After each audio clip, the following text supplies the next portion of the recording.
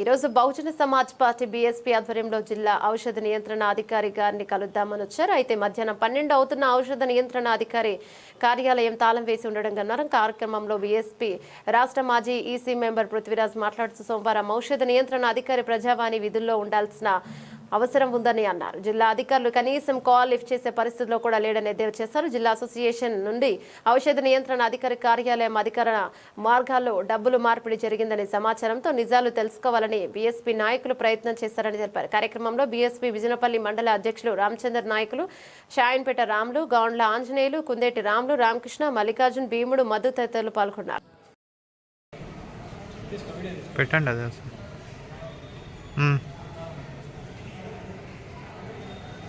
నాగర్ కర్నూలు జిల్లా కేంద్రంలో పాత కలెక్టర్ ఆఫీసులో ఈ జిల్లాకు సంబంధించిన ఔషధ నియంత్రణ పరిపాలన కార్యాలయం ఉంది.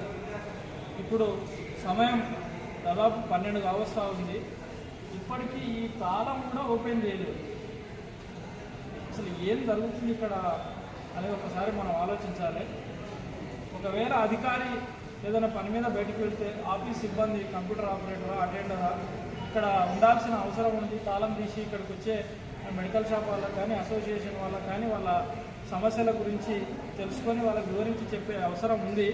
కానీ మధ్యాహ్నం 12 అవుతా ఉన్న అధికారులు ఆఫీసులకు వస్తలేరంటే ఎవరు మమ్మల్ని ఏం చేయలేరు, ఏం జరగదు, ఇదంతా ప్రజాస్వామ్యం అనేది ఉత్తదే అన్న కాడికి తీసుకొస్తూ ఉన్నారు అధికారులు.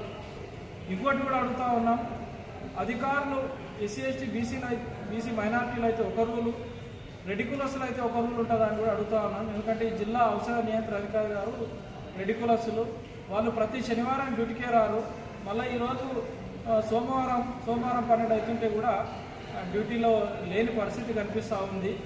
దీనిపైన బహుజన సమాజ్ పార్టీ ఆధ్వర్యంలో రానున్న రోజుల్లో పెద్ద ఎత్తున పోరాటం చేస్తామని తెలియజేస్తూ, మేము ఫోన్లు చేస్తే కూడా మరి ఏమైంది సార్, ఎందుకు మీరు ఆఫీస్కు రావడం లేదని ఫోన్ చేస్తే కూడా ఎత్తే పరిస్థితిలో వాళ్ళు లేరు.